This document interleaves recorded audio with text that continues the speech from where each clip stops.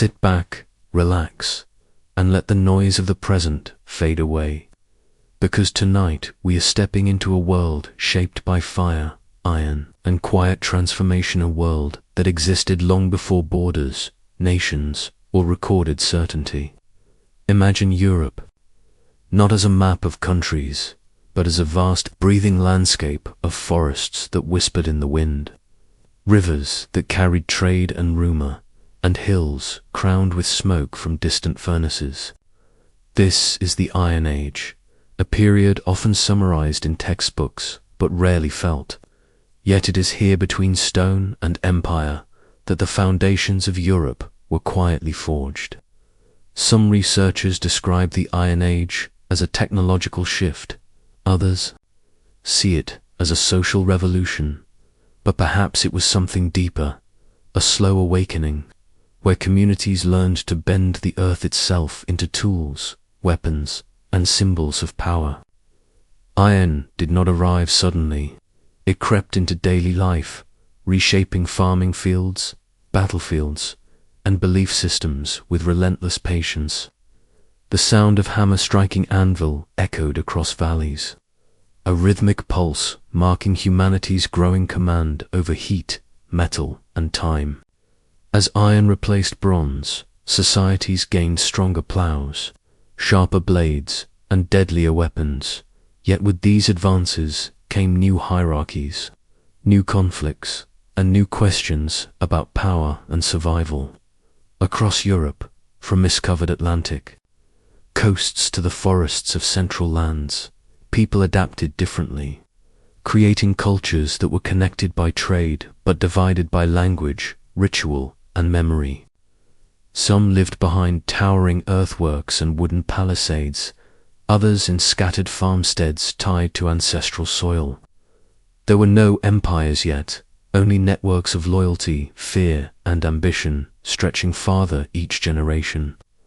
This was not an age of silence, but of stories spoken by firelight, of gods hidden in groves, and of landscapes believed to remember every footstep. As iron tools cut deeper into the land, humans themselves were being reshaped physically, politically, spiritually, without fully realizing what they were becoming.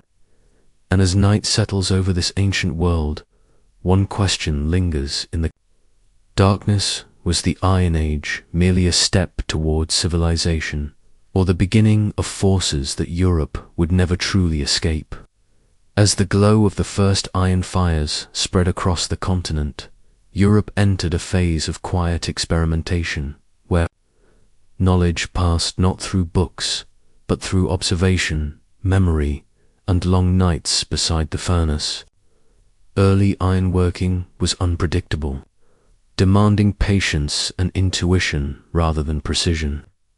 And some researchers believe this uncertainty gave iron a near mystical status. Unlike bronze, which flowed easily once melted, iron resisted control, forcing smiths to learn the language of sparks, color, and sound. The bloomery furnace breathed like a living thing, exhaling smoke and slag while yielding rough, spongy metal that had to be hammered repeatedly to reveal its strength.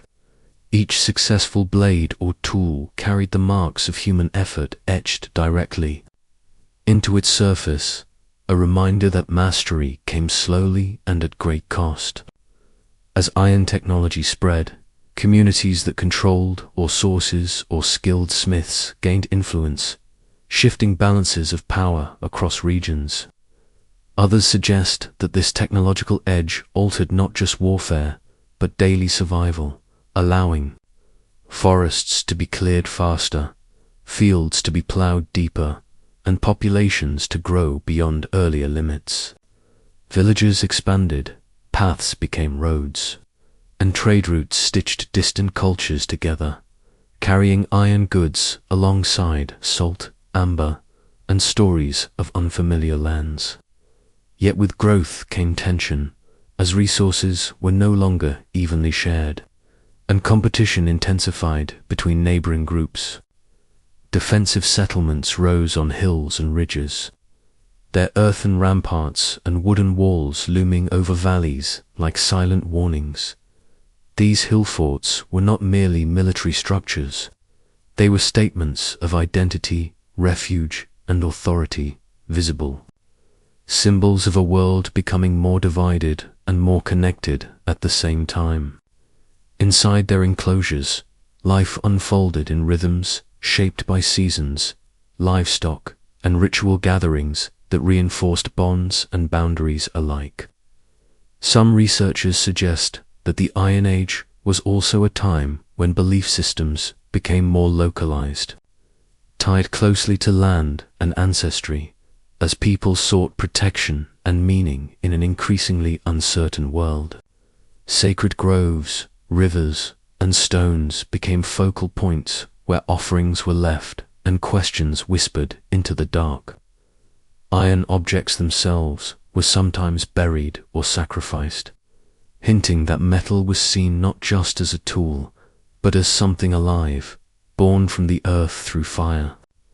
As night deepened over these early Iron Age communities, the clanging of metal faded into silence, leaving behind a fragile balance between progress and fear.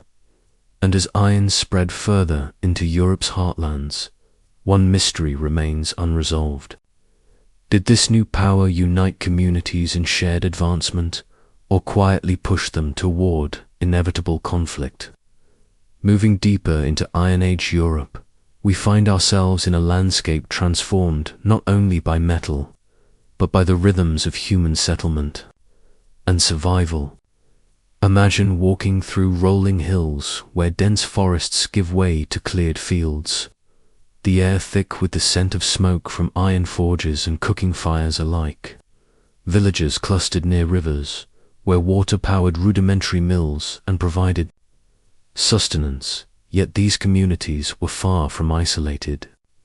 Trade threads wove across valleys and uplands, carrying exotic goods, ideas, and technologies. And some researchers believe that these networks helped shape cultural identities long before written history recorded them.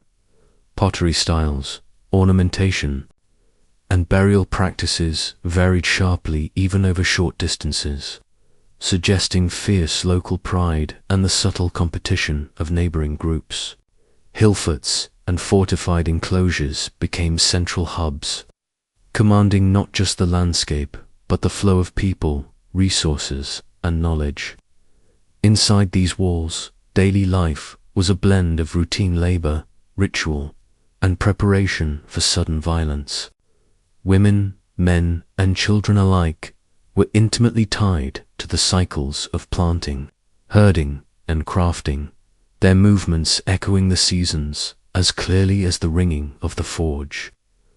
Iron tools allowed fields to be tilled more efficiently. Axes could fell trees that had stood for generations, and plows carved new furrows into soil that had previously resisted cultivation.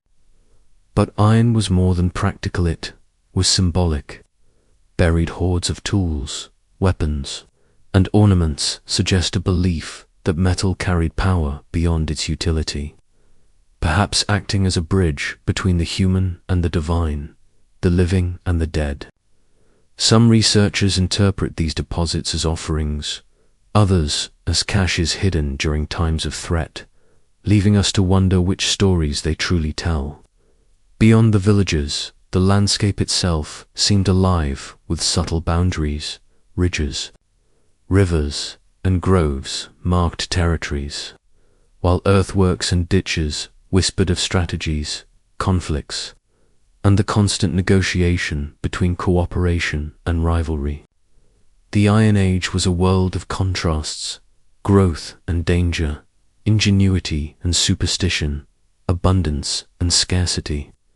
And in this world, every spark from a forge, every buried sword, every fortified hill, hints at a larger question. How did ordinary people navigate a continent where the power of iron could both protect and destroy, unite and divide, and leave traces that continue to puzzle us millennia later? Next, we move to the rise of hillforts, those imposing stone and earth structures that dominate the Iron Age landscape like silent guardians of a bygone era. Imagine approaching one at dawn, the mist clinging to the ramparts, the faint echo of footsteps long vanished, and the distant sound of axes chopping wood blending with the cry of a lone bird. Hillforts were more than defensive structures. They were statements of power, symbols of control over the surrounding valleys and trade routes. Some researchers suggest that their sheer scale, sometimes encompassing dozens of hectares, served to intimidate rivals as much as to shelter inhabitants from attack. Within these fortified walls, communities organized in complex hierarchies, their lives revolving around the dual demands of survival and social cohesion. Families lived in roundhouses, the timber frames supporting thatched roofs that held the warmth of countless fires, while smoke spiraled up and mingled with the morning fog. Around these homes, workshops hummed with activity, blacksmiths shaping iron tools and weapons, potters turning clay into vessels, and weavers crafting textiles that spoke of both utility and status. Outside the gates, fields stretched toward the horizon, meticulously divided and cultivated, their fertility dictated by seasons and the skill of the farmers who tended them.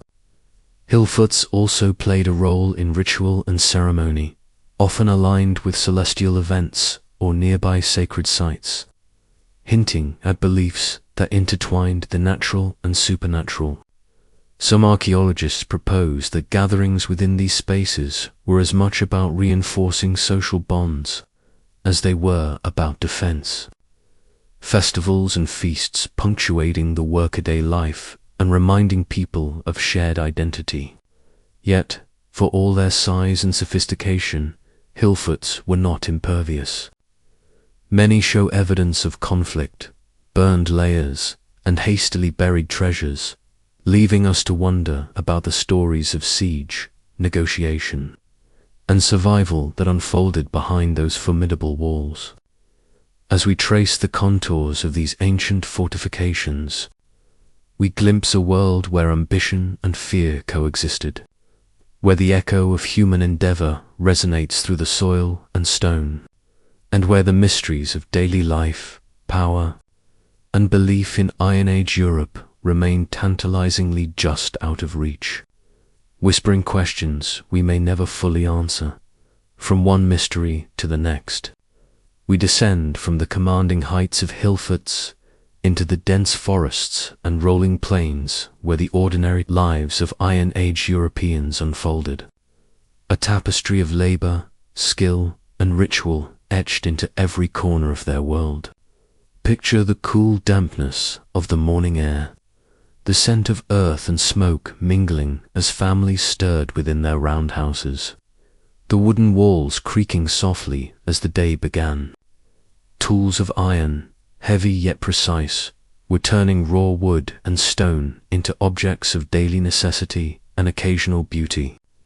Some researchers believe that the introduction of iron fundamentally transformed these communities, not merely through stronger plows and sharper axes, but by enabling a subtle revolution in social organization, allowing a single skilled craftsman to wield influence far beyond his own household. Cattle grazed in the fields, the lowing of beasts blending with the chatter of children and the rhythmic strike of hammers on anvils, while women tended gardens, wove baskets, and prepared food over open hearths, each act an unrecorded verse in the silent epic of survival.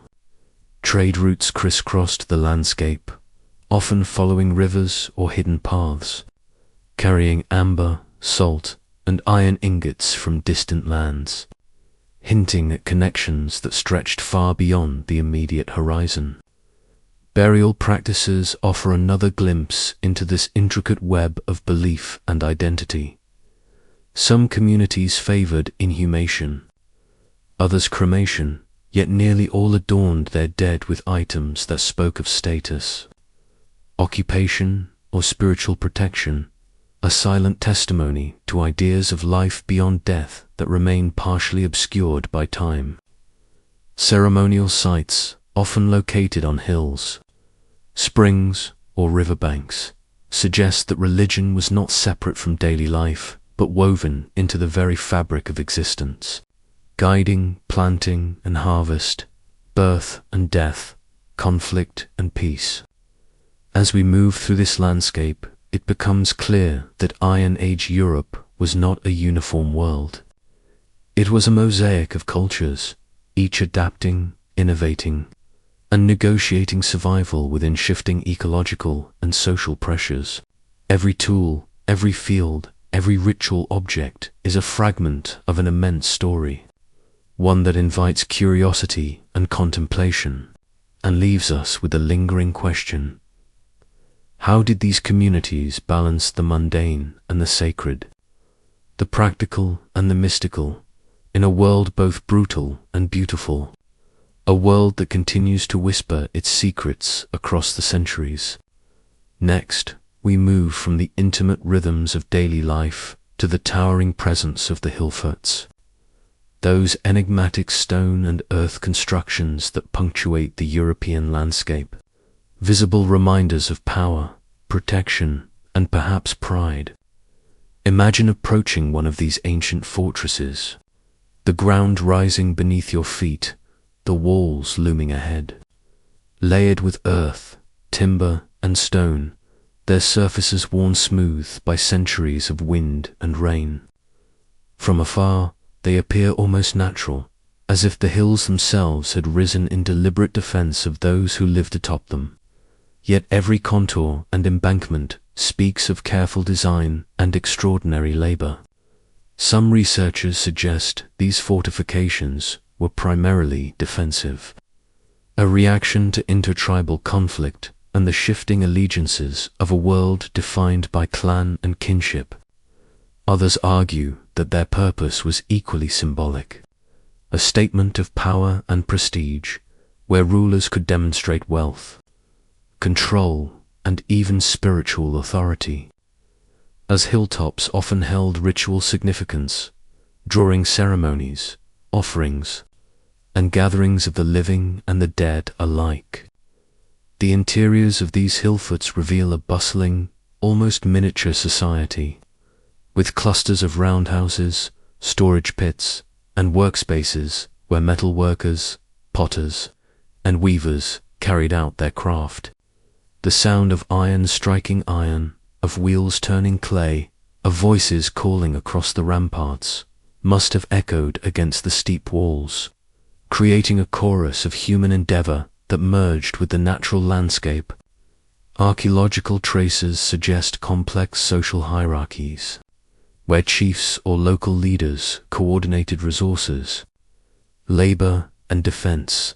Yet even within these centers of power, ordinary lives persisted, children running between houses, families tending gardens, livestock grazing in protected enclosures. The positioning of hillforts near rivers, roads, or trade routes hints at strategic thinking, connecting local authority to a broader network of influence and commerce. Yet their ultimate purpose remains tantalizingly ambiguous, leaving room for speculation about the balance between military necessity, economic control, and ritual importance.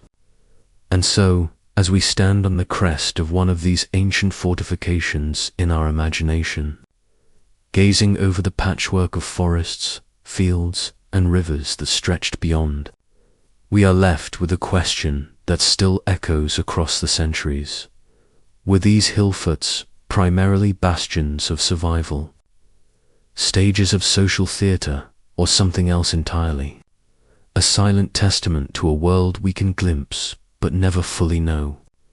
From the looming presence of hillforts, we drift now into the intimate world of Iron Age craftsmanship, a realm where human ingenuity transformed raw earth and metal into objects of both utility and beauty, where the clang of hammer on anvil became the heartbeat of daily life. Picture a small workshop at the edge of a village, smoke curling from the forge, the scent of burning charcoal mixing with the earthy aroma of clay and timber. Here, blacksmiths bent iron to their will, creating tools that shaped fields and homes, weapons that defended clans, and ornaments that declared status and identity. Iron, once rare and mysterious, now became a medium for experimentation, each piece a testament to trial, error, and understanding of the material's temper and resilience. Some researchers believe the mastery of ironworking catalyzed social change, enabling communities to expand agriculture, fortify settlements, and project power across landscapes. Others suggest the symbolic and ceremonial significance of iron objects rivaled their practical use, with swords, brooches, and torques carrying meanings that transcended the physical, serving as markers of lineage, achievement, or spiritual favor. Craftspeople did not work in isolation. Their skills formed networks of knowledge, traveling with traders, migrants, and itinerant specialists, spreading techniques across regions, creating subtle yet discernible patterns of style and innovation. Pottery and weaving, too, flourished alongside metal, with clay vessels and textiles reflecting both local aesthetics and broader cultural influences, often decorated with spirals, geometric motifs, or symbolic imagery whose meanings have been partially lost to time but still whisper hints of belief systems, stories, and values. The sheer tactile nature of these crafts invites us to imagine the weight of a bronze brooch in the hand, the smooth curve of a sword hilt, the warm texture of a woven cloak, each sensation bridging the gap between past and present. And yet, despite the material traces left behind, the minds and intentions behind these objects remain elusive, leaving us to ponder the motivations, inspirations, and secrets of those who shaped iron and earth with such care.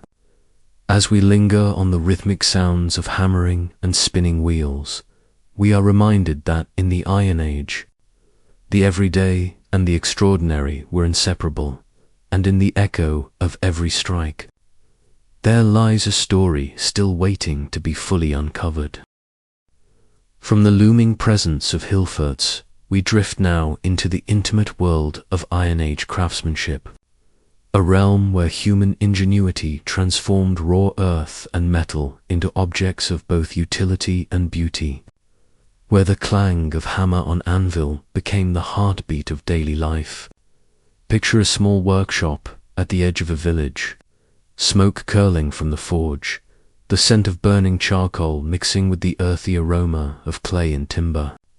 Here, blacksmiths bent iron to their will, creating tools that shaped fields and homes, weapons that defended clans, and ornaments that declared status and identity. Iron, once rare and mysterious, now became a medium for experimentation, each piece a testament to trial, error, and understanding of the material's temper and resilience. Some researchers believe the mastery of ironworking catalyzed social change, enabling communities to expand agriculture, fortify settlements, and project power across landscapes. Others suggest the symbolic and ceremonial significance of iron objects rivaled their practical use, with swords, brooches, and torques carrying meanings that transcended the physical, serving as markers of lineage, achievement, or spiritual favor. Craftspeople did not work in isolation. Their skills formed networks of knowledge, traveling with traders, migrants, and itinerant specialists, spreading techniques across regions, creating subtle yet discernible patterns of style and innovation. Pottery and weaving, too, flourished alongside metal, with clay vessels and textiles reflecting both local aesthetics and broader cultural influences, often decorated with spirals, geometric motifs, or symbolic imagery whose meanings have been partially lost to time but still whisper hints of belief systems, stories, and values. The sheer tactile nature of these crafts invites us to imagine the weight of a bronze brooch in the hand, the smooth curve of a sword hilt, the warm texture of a woven cloak, each sensation bridging the gap between past and present. And yet, despite the material traces left behind, the minds and intentions behind these objects remain elusive, leaving us to ponder the motivations, inspirations, and secrets of those who shaped iron and earth with such care. As we linger on the rhythmic sounds of hammering and spinning wheels, we are reminded that in the Iron Age, the everyday and the extraordinary were inseparable, and in the echo of every strike, there lies a story still waiting to be fully uncovered.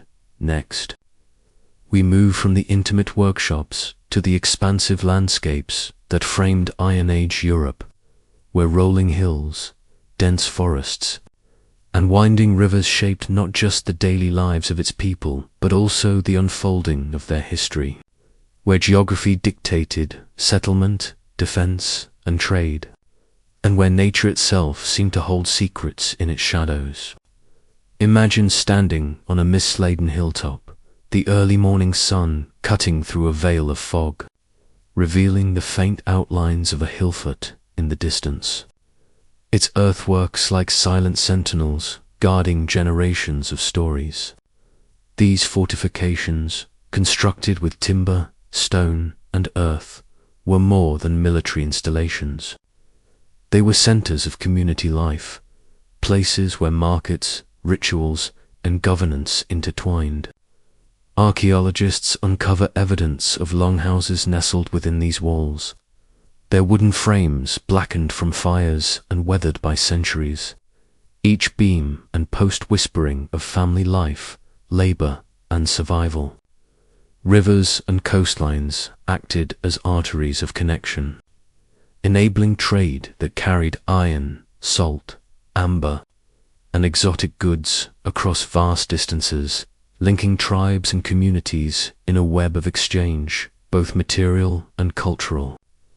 Some scholars propose that these trade routes were conduits for ideas as much as goods, spreading artistic styles, metalworking techniques, and even religious concepts, while others suggest that movement along these paths was constrained and selective, preserving local traditions even as external influences seeped in.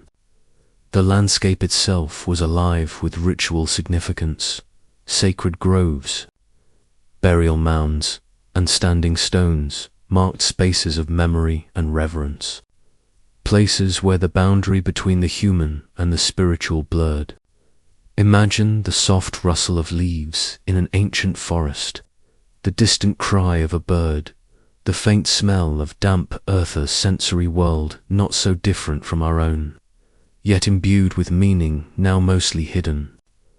As we trace the contours of valleys and hills, we glimpse a society attuned to the rhythm of seasons, cycles of planting and harvest, hunting and migration, a people negotiating survival and identity against a backdrop of ever-present natural forces. And yet, even as modern eyes map these landscapes with precision, much of their significance remains obscured, leaving us to wonder what ceremonies were conducted in the foggy hollows, what conversations echoed within fortified walls, and what fears or hopes shaped the lives of those who called this land home. The earth beneath our feet is a repository of these mysteries, waiting for those willing to listen. From the wide, misty landscapes of Iron Age Europe, we turn our attention to the people themselves, whose daily lives were marked by both toil and ingenuity, a delicate balance between survival and the pursuit of meaning, where every action carried weight in a world that demanded both skill and resilience. Picture a small village, clustered along a riverbank, smoke curling from thatched roofs, the air thick with the scent of wood smoke and freshly turned soil, the rhythmic sounds of hammers on iron and the low murmur of voices creating an unbroken hum of life. Families labored together, tending to crops like barley and wheat, herding animals whose presence shaped not only diet but social structure and economic stability. Children learned early the skills they would need to sustain themselves, their small hands tracing the edges of clay pots or gripping wooden tools, absorbing knowledge passed down in ways that were practical, tactile, and deeply rooted in tradition. Craftspeople honed their trades with relentless dedication, shaping iron into plows, sickles, knives, and weapons, their expertise dictating the fortunes of their communities. For in a society without modern convenience, the sharpness of a blade or the sturdiness of a plow could mean the difference between life and death. Some researchers believe that social hierarchies were fluid, with leadership earned through skill and wisdom, while others suggest that power was more rigidly inherited, anchored in familial lineage or spiritual authority, leaving us to wonder how influence was truly measured.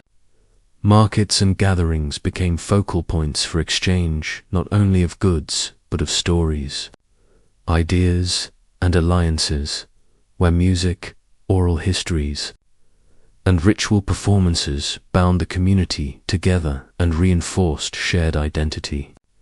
Evenings might be spent around fires, the flames casting dancing shadows on walls of woven reeds and timber, as elders recounted the deeds of ancestors, heroic feats, and cautionary tales, embedding memory and morality in the collective consciousness.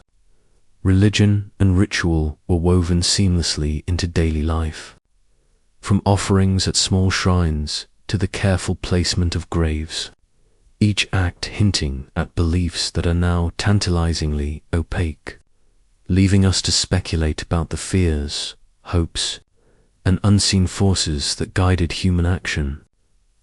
The texture of life in Iron Age Europe was both tangible and ephemeral, grounded in survival yet reaching toward expression, leaving traces that whisper across millennia.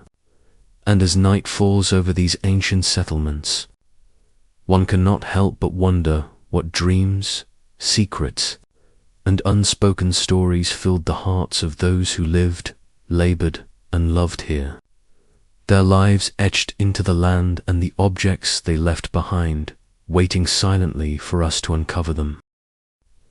Next we move to the realms of trade and connectivity, an often overlooked but vital aspect of Iron Age Europe, where rivers and coastlines became arteries of exchange, carrying not only goods but ideas, techniques, and even the subtle currents of cultural influence, linking distant communities in ways that modern observers can only partially reconstruct. Imagine longboats gliding silently across fog-laden waters at dawn, their wooden hulls slick with morning dew, carrying barrels of grain, bundles of furs, and intricately worked metal goods, while merchants, warriors, and travelers shared stories in low voices, their conversations carrying the weight of both commerce and diplomacy. Archaeologists have discovered evidence of these networks in the form of exotic materials, amber from the north, Mediterranean pottery, tin from faraway mines, scattered across settlements, suggesting a complex system of exchange that transcended immediate survival and hinted at ambitions, curiosity, and the desire for prestige. Some researchers argue that these trade routes facilitated the rapid spread of technological innovations, such as improvements in ironworking techniques or the introduction of new farming implements, while others propose that cultural practices, religious motifs, and artistic styles traveled alongside goods, creating subtle yet profound shifts in the identities of communities over generations. Coins and decorative items reveal more than mere wealth. They signify status, alliances, and the flow of influence across regions, leaving us to wonder how ordinary people experienced these connections in their daily lives. Markets, fairs, and seasonal gatherings became centers of both economic activity and social cohesion, where music, storytelling, and ritual performance intertwined with the tangible exchange of goods, reinforcing bonds and hierarchies simultaneously. The presence of fortified settlements along these trade arteries suggests that while connectivity brought opportunity, it also brought vulnerability, necessitating vigilance, strategy, and sometimes violence to protect resources, reputation, and power. From one trading post to the next, one can imagine the diversity of languages, dialects, and customs mingling in fleeting encounters. As travelers navigated unfamiliar landscapes under shifting skies, their journeys shaped by rivers that glittered in the sunlight or froze under winter frost, each voyage a testament to human resilience and ingenuity. The subtle echoes of these networks still resonate today, hidden in artifacts, place names, and fragmented records, leaving us to question just how interconnected and sophisticated Iron Age societies truly were, and whether the motivations behind these exchanges were purely practical or if they carried deeper, unspoken aspirations, a longing for connection that stretched far beyond the immediate horizon. As we linger on the margins of everyday life, we turn now to the rituals, beliefs, and spiritual practices that colored the Iron Age, often shrouded in mystery, leaving only traces for us to decipher. Whispers of devotion carried across time in soil-stained altars, carved stones, and fragmented ceremonial objects. Picture a clearing at twilight, smoke curling from a wooden platform, the air thick with the scent of burning herbs and the murmur of incantations. As a community gathers to honor forces unseen, their voices blending with the rustle of leaves and the distant call of an owl. Some scholars suggest that these gatherings were more than mere superstition. They served as social glue, reinforcing hierarchies, alliances, and shared identities, while also offering a way to interpret the unpredictability of seasons, harvests, and life itself. Deposits of weapons, jewelry, and animal remains in rivers and bogs hint at offerings meant to appease gods. Spirits, or ancestors, act simultaneously sacred and symbolic, steeped in the tension between fear and reverence. Others propose that these rituals marked transitions of life, of leadership, of the changing of seasons, providing structure and meaning in a world where the line between survival and calamity was often thin. The physicality of these practices, from the carefully arranged stones of ritual sites to the intricate carvings on ceremonial objects, speaks to a culture deeply attuned to symbolism, aesthetics, and the invisible currents of belief that guided human action. Yet interpretation is elusive. We can only infer intent from fragments, patterns, and comparative studies, leaving room for doubt, imagination, and wonder. Some sites suggest the presence of elite ritual specialists, figures whose authority may have been as spiritual as it was political, mediating between the ordinary and the sacred, their influence extending beyond the ceremonial circle into the governance and defense of the community. Others point to more communal participation, a shared language of gesture, object, and sound that bound participants in a ritual rhythm, echoing across generations in ways subtle yet enduring. As the smoke rises and the last light of day fades, we are left with a lingering question: how much of the unseen world guided the choices of Iron Age people, And how deeply did these beliefs shape not only their ceremonies, but the very fabric of daily existence?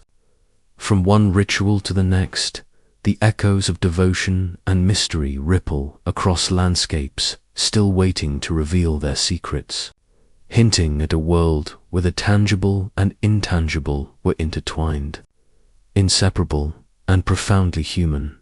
Next, we move from the sacred to the everyday, exploring the settlements that dotted Iron Age Europe. From hilltops crowned with timber fortifications to the lowland villages nestled among rivers and forests, each site a testament to human ingenuity, adaptation, and the constant negotiation between security and survival. Imagine approaching a hill fort at dawn, the fog clinging to ramparts of earth and timber, the faint smell of smoke drifting from hearths within, as the first stirrings of the community awaken children stretching, animals lowing, the clang of early metalwork ringing from the smithy. Hill forts were more than defensive structures. They served as hubs of trade, craft, and social life. Their walls and ditches delineating territory, status, and control, while within, households and workshops hummed with the rhythms of production and domesticity.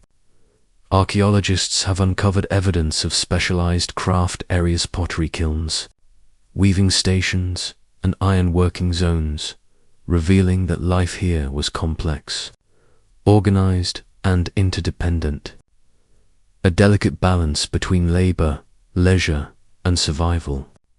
Some researchers suggest that the positioning of hill forts was strategic, exploiting visibility, access to resources, and natural barriers, while others argue that social and ritual considerations influenced their locations, reflecting not only a concern for defense, but a desire to assert identity, dominance, or cosmic alignment.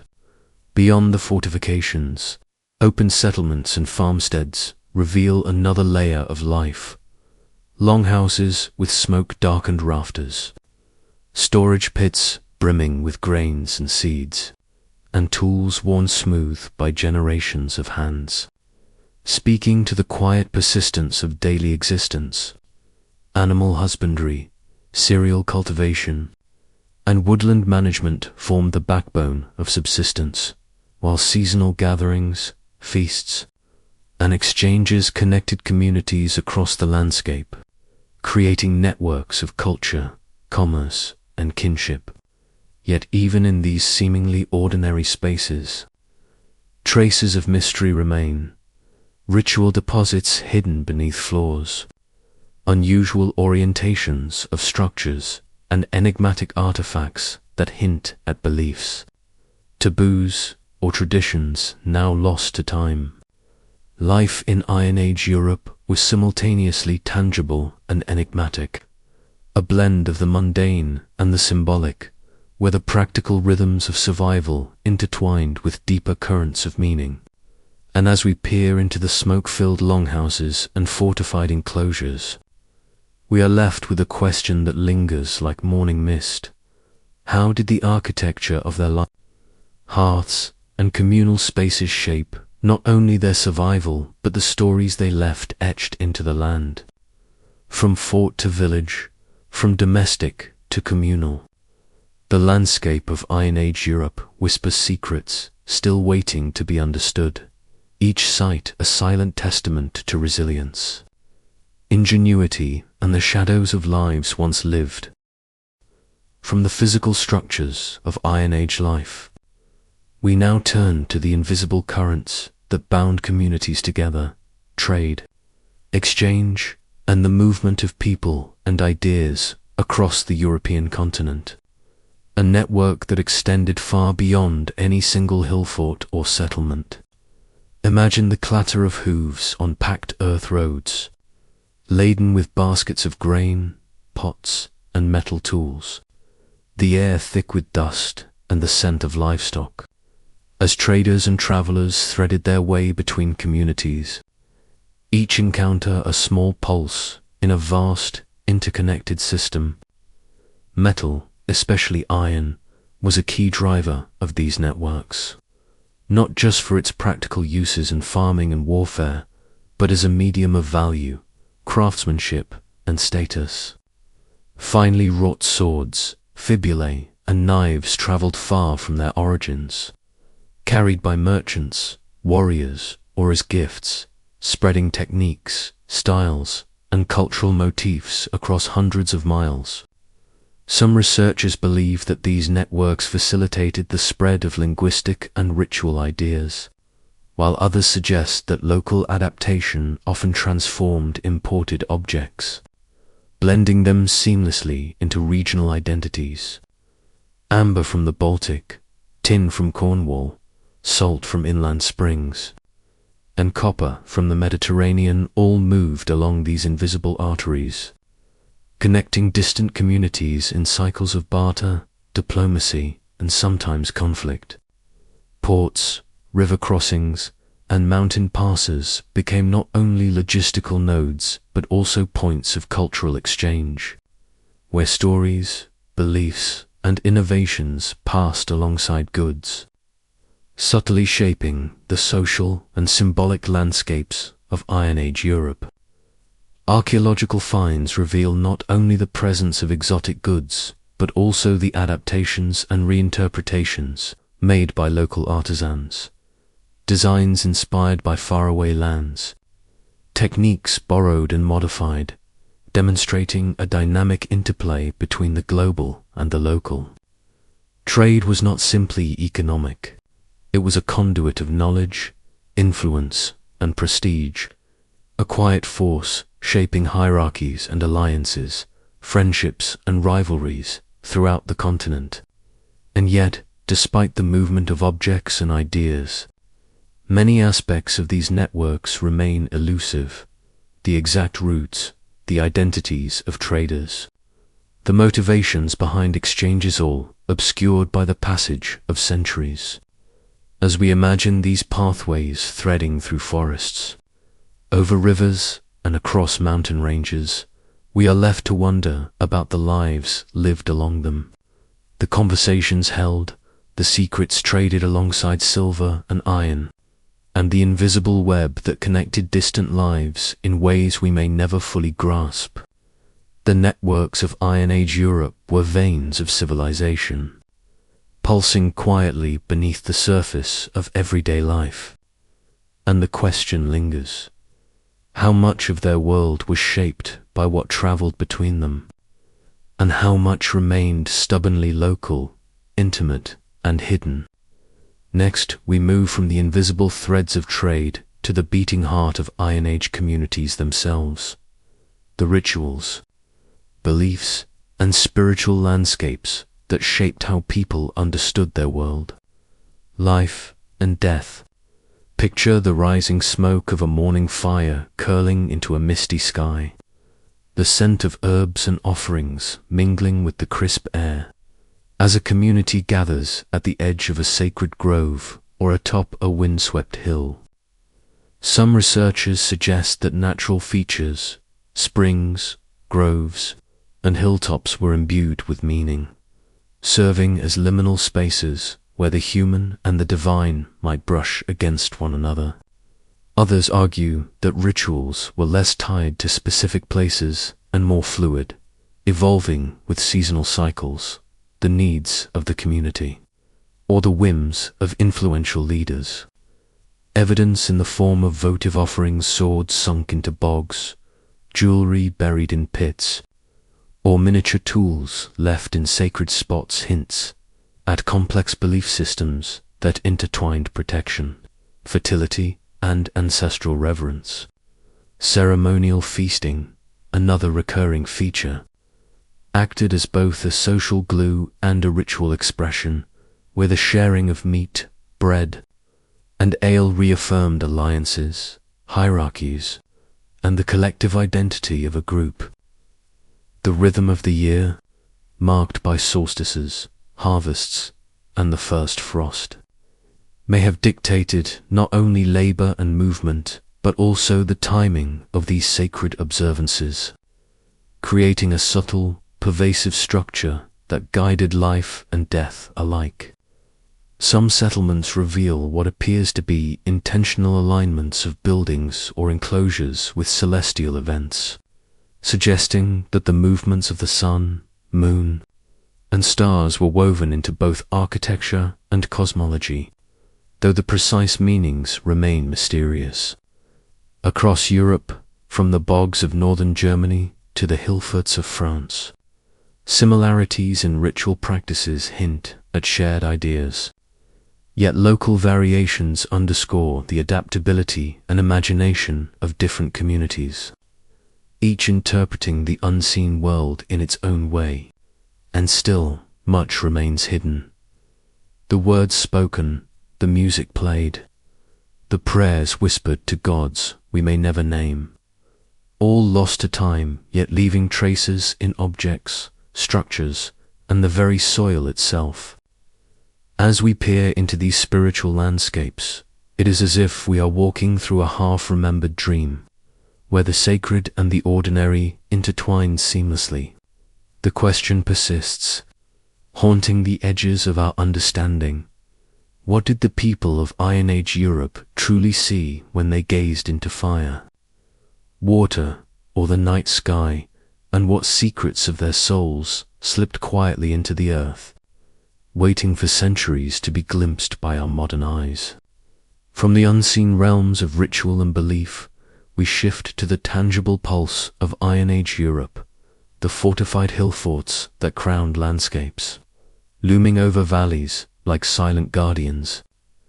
Imagine walking along the crest of a steep hill, the wind biting at your cheeks, the rough stones of the ramparts underfoot. As you peer down into a mosaic of fields, forests, and rivers stretching toward the horizon, these hillforts were more than simple defensive structures. Some researchers argue they functioned as centers of power, trade, and community life, while others suggest they were as much symbolic markers of status and territorial claim as they were practical fortifications. Massive ditches and earthen embankments, sometimes reinforced with timber palisades, encircled the settlements, creating formidable barriers that would have tested any approaching force. Within these enclosures, the layout of roundhouses, storage pits, and communal spaces reveals patterns of daily life. Spaces for food preparation, weaving, and gatherings where decisions affecting the community were debated and made. The construction itself required collective effort, suggesting a society capable of coordinated labor and planning, where leadership was recognized but participation was widespread, hinting at a delicate balance between authority and communal responsibility. Archaeological evidence shows that these fortifications were sometimes occupied seasonally or during times of tension, while at other times they were permanent hubs of activity, pulsating with life. Trade and communication flowed through these strongholds, connecting distant regions through networks of goods, ideas, and perhaps even stories. Some hillforts contain what appears to be ritual spaces or unusual deposits, hinting that these sites were not merely functional but also carried spiritual or symbolic weight, acting as stages where the tangible and intangible met. The choice of location, high, visible, commanding, suggests a desire to impress, intimidate, or assert identity, a visual language of power written across the landscape. Yet, as imposing as these fortifications were, they also evoke questions. How many secrets of strategy, ceremony, and daily struggle remain buried beneath the layers of earth? What echoes of voices, footsteps, and the clanging of metal have faded into silence, leaving us only fragments to piece together? As we linger on the ridge of one such fort, feeling the enormity of effort and intention it took to raise these walls, we are reminded that the Iron Age was not merely a time of survival and conflict. but a deeply human world of ambition, creativity, and the relentless desire to shape one's place in a vast and unpredictable land. From the commanding heights of hilltops, we descend into the intimate, intricate world of Iron Age craftsmanship, where the glint of metal and the texture of clay speak of skill, patience, and an evolving understanding of materials.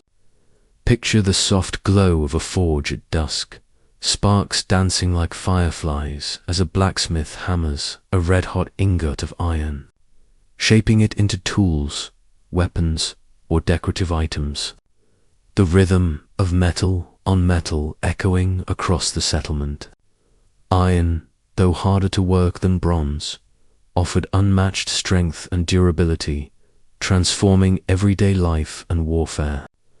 Some researchers suggest that the spread of ironworking techniques was a slow, uneven process, as communities experimented with smelting, forging, and alloying, passing knowledge through apprenticeship, observation, and careful trial and error.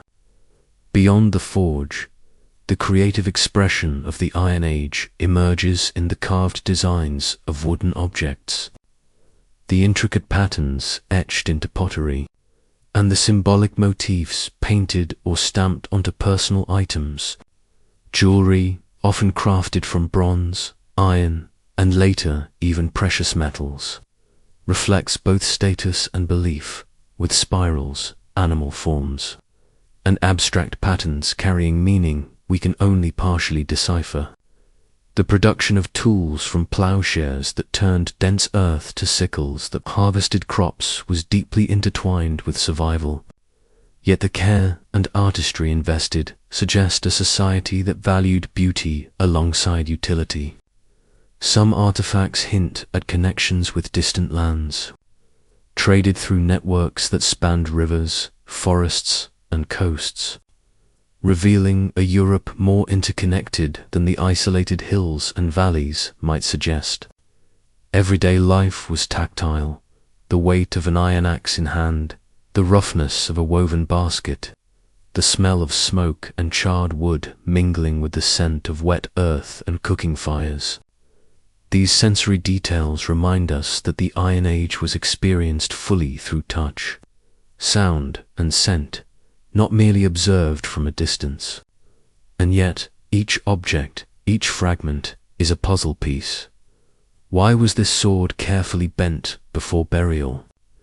What rituals surrounded the making of this bracelet?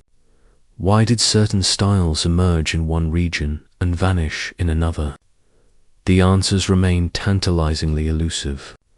As we handle these echoes of human ingenuity and daily struggle, we feel a connection that transcends centuries, a whisper from the past that invites us to consider not only how people survived, but how they expressed identity, creativity, and the unspoken complexities of their world. Next, we move from the forge and workshop into the shadowed spaces of ritual, ceremony, and the unseen threads of belief that wove together the spiritual fabric of Iron Age Europe, beyond the hum of daily life and the rhythmic clang of the forge. We enter the enigmatic realm of Iron Age ritual and spirituality, a world where the tangible and intangible converged in ways that remain shrouded in mystery. Imagine mist rising over a hilltop as the first light of dawn touches stone circles, wooden posts, and earthen enclosures, spaces carefully chosen and constructed, perhaps for ceremonies that bound communities together or communicated with forces unseen. Some researchers believe that offerings, whether in the form of weapons, tools, food, or the occasional animal sacrifice, were deposited in rivers, bogs, and pits as gifts to spirits, deities, or ancestors, a practice that speaks to a profound sense of connection between the living and the unseen world. Others suggest that these rituals were as much about asserting social cohesion and status as they were about devotion, with leaders and elders orchestrating displays of power, influence, and cultural identity. Within settlements, certain buildings may have served dual purposes, practical in appearance, yet carefully aligned or adorned for ritual significance, a reminder that the sacred often hid within the everyday. Archaeological finds elaborate metalwork, carved figurines, and richly decorated ceramics hint at beliefs and stories, though the meanings of symbols, patterns, and placements remain largely speculative. Some scholars propose that celestial movements, the rising and setting of the sun, the phases of the moon, and the cycles of the stars were woven into ceremonies and calendars, guiding, planting, harvesting, and communal gatherings, linking human activity with cosmic rhythms. The act of ritual was tactile, sensory, and immersive. The feel of cool water, the scent of smoke from sacred fires, the low hum of chants, and the communal pulse of footsteps in processions would have left lasting impressions on participants, echoing in memory and myth. And yet, much remains uncertain. Were certain rituals exclusive to elites or shared across the community? Did beliefs vary drastically between regions? Or was there a common spiritual language that connected distant peoples? These questions linger, inviting both fascination and humility.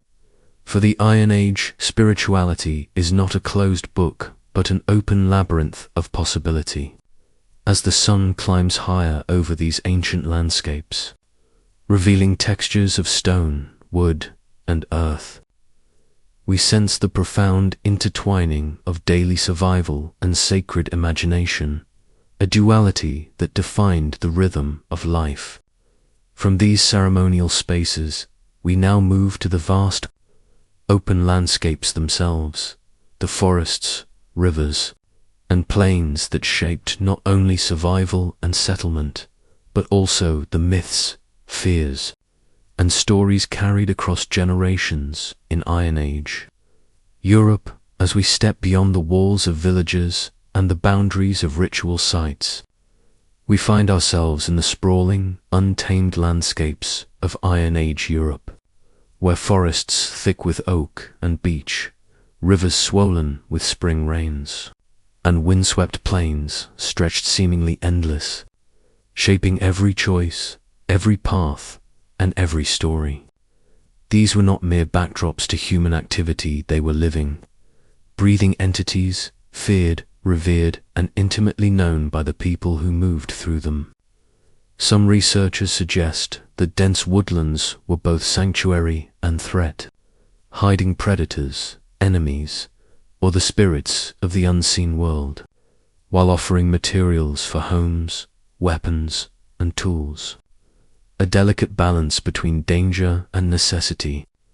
The rivers, wide and unpredictable, carried trade stories, and sometimes the bodies of the dead, as evidence from bogs and river deposits hints at practices both sacred and sorrowful, echoing with mystery across centuries.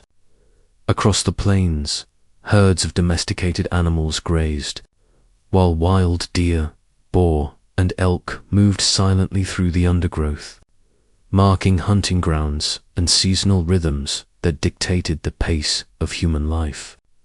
Seasonal migration, transhumance, and the careful rotation of fields and pastures were not just practical strategies, they were an intimate dialogue with the land, a deep attunement to patterns of fertility, weather, and survival. Some scholars argue that these landscapes also informed the stories, myths, and symbolic language of Iron Age communities, with hills, groves, and rivers becoming markers of sacred narrative, sites where human action and the divine might intersect. And yet, despite the expanse of evidence, much remains elusive. The precise meanings of place names, the significance of hidden earthworks, the reasons for abandoned settlements or whisper of lost knowledge. Travelers, traders, and warriors traversed these terrains, their paths sometimes preserved in worn tracks, hilltops, or enigmatic boundary markers. Yet the full tapestry of movement and connection is impossible to reconstruct entirely. The land shaped the people as much as the people shaped the land, a reciprocal relationship visible in the careful management of forests, the construction of ditches and embankments, and the seasonal rituals that aligned human life with environmental cycles, from the dense, whispering forests to the open, wind-tossed plains. The landscapes of Iron Age Europe were more than geography, they were stage, actor, and witness to the unfolding drama of life, belief, and survival. And as night falls over these ancient territories, concealing paths and forests alike, we now turn our gaze to the artifacts left behind, the silent witnesses to craftsmanship, culture, and the unseen threads that wove communities together, waiting to tell their stories.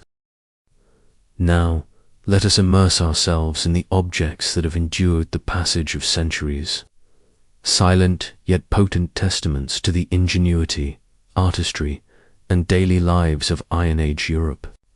From the glint of a bronze brooch to the heft of an iron sword, each artifact carries whispers of the hands that shaped it, the eyes that admired it, and the journeys it undertook. Some researchers suggest that everyday tools, like plows, sickles, and weaving implements, were more than mere instruments. They were extensions of human intent, connecting labor to survival, craftsmanship to identity, and function to ritual. Jewelry, often intricately decorated with swirling patterns or abstract symbols, may have marked status, allegiance, or even spiritual protection, though the exact meanings remain shrouded in mystery. Pottery, with its fingerprints preserved in clay, tells of domestic routines and trade networks, vessels moving from village to village, river to river, carrying food, drink, and perhaps even ideas. Weapons, ranging from slender daggers to formidable spears, hint at both conflict and ceremony, their design and decoration reflecting technological innovation, regional styles, and social hierarchies. Some scholars propose that certain artifacts, like ritual deposits in bogs or deliberate hoards buried in the earth, were not simply practical but symbolic gestures, offerings meant to communicate with forces beyond the tangible world, leaving questions about belief and intention lingering across millennia. The discovery of engraved stele, carved with enigmatic motifs, further suggests a visual language whose meaning may be partially lost, yet whose aesthetic and psychological impact endures, evoking awe, reverence, or perhaps fear. Trade brought foreign objects into local contexts, introducing new techniques, materials, and styles that influenced local production and taste, revealing a networked Europe far more connected than one might assume. And yet, despite the wealth of surviving objects, vast swathes of material culture have vanished, perished in the soil, burned in hearths, or disintegrated with time, leaving us with tantalizing fragments of a once living world. As we handle these remnants in our imagination, the textures, weights, and forms of these artifacts allow us to glimpse the rhythm of daily life, the tensions of power, and the quiet, enduring rituals of an age long past. The objects beckon us, whispering their secrets, urging us to look closer, to imagine the people who held them, and to consider the mysteries that will never be fully revealed. And as we turn from the tangible to the intangible, we now move to explore the invisible threads of belief, superstition, and the spiritual world that shaped Iron Age minds and molded their landscapes, rituals, and choices. Next, we drift into the unseen realm that hovered over Iron Aged Europe, the world of spirits, omens, and unseen forces that influenced every decision, every journey, every act of creation, while physical artifacts anchor us to what people made and used. It is in the intangible, the beliefs and rituals, that we encounter the true pulse of daily life, the fears and hopes that guided communities across forests, rivers, and hills. Some researchers believe that sacred groves, hilltop shrines, and ritual wells were more than sites of worship. They were stages for performances of power, community cohesion, and spiritual negotiation, where the natural and supernatural converged. Offerings of food, metal, and crafted goods sometimes, intentionally damaged or arranged in enigmatic ways, suggest an awareness of forces beyond human control, a desire to communicate, appease, or even manipulate what could not be seen. Others propose that the recurring patterns in burial practices, from inhumation to cremation, reveal a profound concern with the journey after death, the protection of the deceased, and the maintenance of social memory, hinting at concepts of the soul, the ancestral, and the sacred. Divination, whether through objects, entrails, or natural phenomena, offered glimpses into the future, a fragile reassurance in an uncertain world, while tales of spirits, heroes, and monsters carried lessons, warnings, and cultural memory from one generation to the next. The landscapes themselves, rivers, caves, and mountaintops, were not neutral backdrops, but active participants in a sacred geography, their echoes and shadows charged with meaning, capable of inspiring awe, fear, or reverence. Some researchers suggest that music, rhythm, and movement played a role in rituals, creating trance-like states, bridging human consciousness with imagined realms, and reinforcing the authority of ritual specialists. And yet, despite the abundance of sites, hoards, and traces of ritual practice, we can only infer, never fully know, the depth of conviction, the emotions, or the unseen conversations between humans and forces they perceived but could not capture. As we imagine the smell of burning offerings, the cold of forested altars at dawn, the shimmer of water in a sacred spring, we begin to understand a world where the mundane and the mystical intertwined, guiding choices as much as any tool or weapon could. From these mysteries, we turn one final time to the enduring legacy of Iron Age Europe, the echoes it left in the soil, in language, in the myths that still whisper to us, and the questions that remain suspended in the shadows of time, urging us to continue listening, imagining, and wondering. And now, we arrive at the final chapter of our journey through Iron Age Europe, where the past lingers not only in artifacts or ruins, but in the very soil, in the rhythms of landscapes shaped by centuries of human hands, and in the whispers of stories carried down through generations.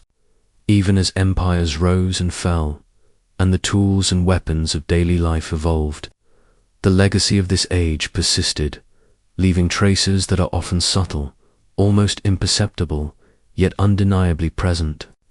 Some researchers argue that the hilltops, once bustling with life, now stand as silent witnesses, their earthen walls and ditches guarding secrets of conflict, alliance, and the tireless labor of communities who carved them into existence. Others point to the continuity of craft traditions, the techniques of ironworking, pottery, and weaving, which passed from one generation to the next, forming a thread that binds the distant past to the innovations of later cultures. The land itself remembers, pathways through forests, terraced fields, and river crossings follow ancient patterns, hinting at the practical wisdom of those who understood terrain, resources, and survival in ways we can only partially reconstruct.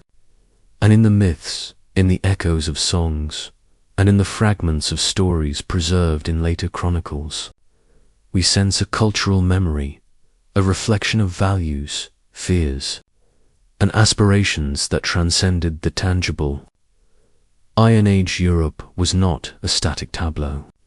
It was a dynamic, living world, pulsing with human endeavor, imagination, and adaptation. Even now, when we uncover a hoard of coins, a rusted sword, or the charred remains of a hearth, we are touching the edges of lives long vanished, caught between fact and interpretation, between what was and what we can only imagine. Perhaps the greatest mystery of all is how this era, often overshadowed by the grandeur of Rome or the chaos of medieval times, shaped the identity, resilience, and ingenuity of European peoples for centuries to come. So as you sit back, relax, and let the echoes of iron, fire, and forgotten voices drift through your mind, remember that history is never truly past. It is a living presence, a tapestry woven from countless threads of human experience. And with that thought, we leave the Iron Age behind, not as a closed book, but as an invitation to wonder, to explore, and to listen to the quiet, persistent heartbeat of a world that once was, and still speaks, if only we are willing to hear.